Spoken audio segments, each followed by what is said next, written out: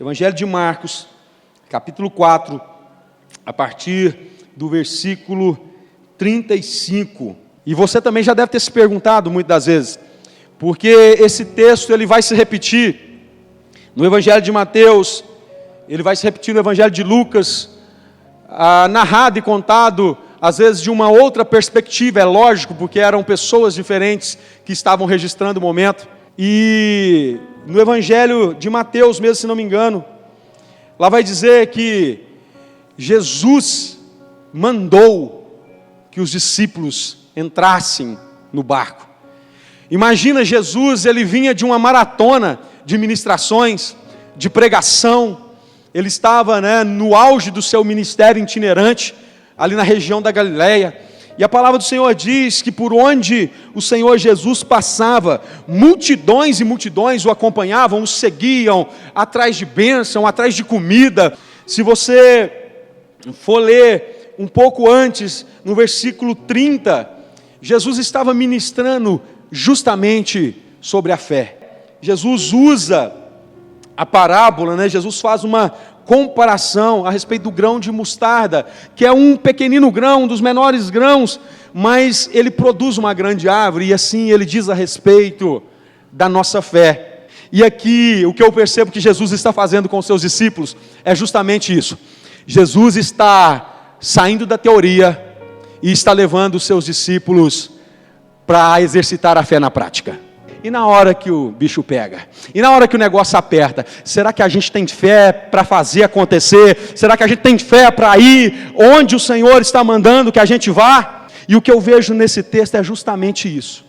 Jesus está dando a oportunidade aos seus discípulos de vivenciarem a fé na prática. E talvez seja por isso, irmão, que às vezes você não compreende algumas coisas que acontecem na sua vida, porque talvez seja o Senhor te dando a oportunidade de vivenciar a sua fé, de estreitar o seu nível de relacionamento e confiança com Ele.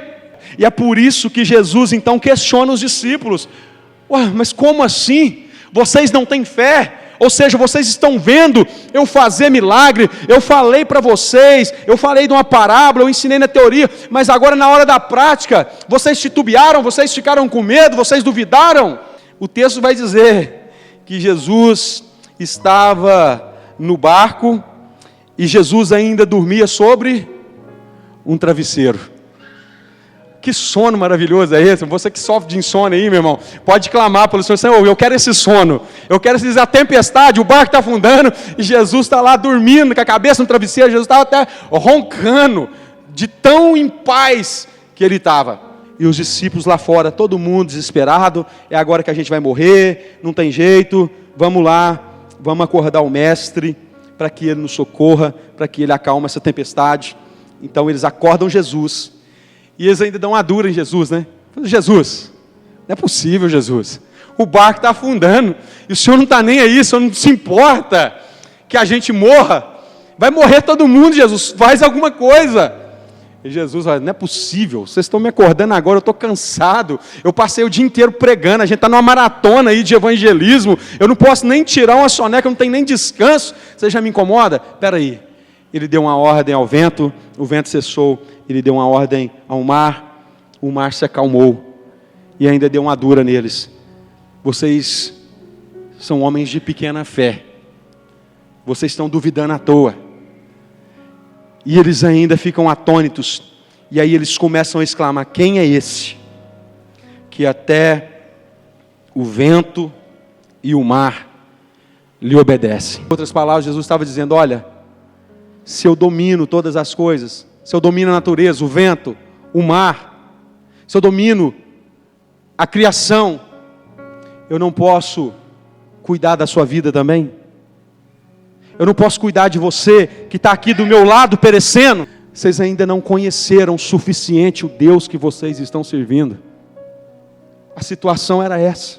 Eles andavam com Jesus, caminhavam com Jesus, mas até então ainda não tinham tido esse encontro real com quem de fato era Jesus, o Verbo encarnado, o próprio Deus encarnado no controle da situação. Mas eu tenho absoluta certeza de que Deus está no controle dessa situação. A palavra do Senhor vai dizer que o dia mau, ele vem para todo mundo.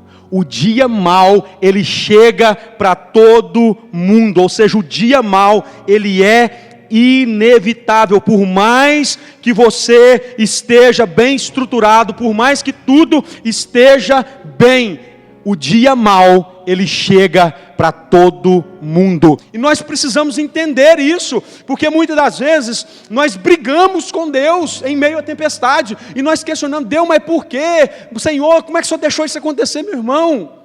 A palavra do Senhor vai dizer que o sol, ele nasce, a chuva, ela cai sobre o justo e o injusto, meu irmão. Não tem dessa não. Não é porque você é filho de Deus que você está imune a passar por tempestades, por momentos difíceis sobre a sua vida. É que assim como elas são inevitáveis, elas também são imprevisíveis. Ou seja, não tem a menor chance da gente prever o dia de amanhã. A gente pode fazer planos, amém? A gente planta, a gente sonha, desejando colher, a gente faz os nossos planos, mas a palavra do Senhor diz que os planos, do homem, nós podemos fazer planos, o homem pode fazer plano, mas a resposta certa vem do Senhor. E o terceiro ponto é que elas são incontroláveis. As tempestades são incontroláveis.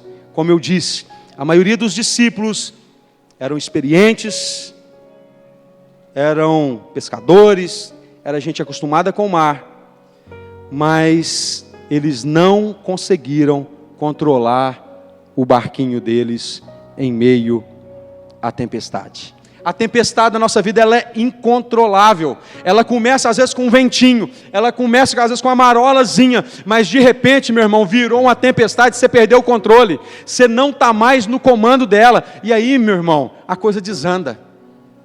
E talvez seja por isso que muitos de nós estamos aqui hoje. Eu sou um deles, porque um dia eu me encontrei diante de uma tempestade que eu havia perdido o controle. Eles clamaram por Jesus. E Jesus se levantou para acalmar a tempestade que estava sobre eles. E não importa a tempestade que tem afligido a sua vida, a sua casa, a sua mente, o seu coração, não importa, o Senhor se faz presente, mesmo que para você pareça que Ele está dormindo. Ele tem tudo sob controle, meu irmão. O que falta é você colocar sua fé em ação. O que falta é você depender dele de verdade. É confiar nele de verdade. Que as tempestades são inevitáveis, são imprevisíveis e são incontroláveis. No versículo 38, diz assim: Jesus estava na popa, dormindo sobre o travesseiro. Eles o despertaram e lhe disseram: Mestre, não te importas que pereçamos? Eu sei, irmão, que a demora, que o silêncio de Jesus às vezes nos incomoda. Tem o tempo dele, tem a hora certa dele agir na minha e na sua vida. Sabe por quê? O Senhor aqui, nesse texto, Ele disse para os discípulos o seguinte: olha, entrem no barco e vamos para o outro lado. Você não precisa saber o trajeto, você só precisa saber que você vai chegar do outro lado. Só entra no barco comigo. Se eu estiver no barco com você, está tudo certo.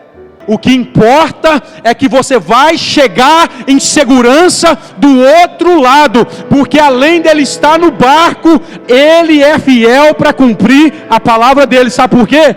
Porque promessa e realidade para Jesus são a mesma coisa, amém?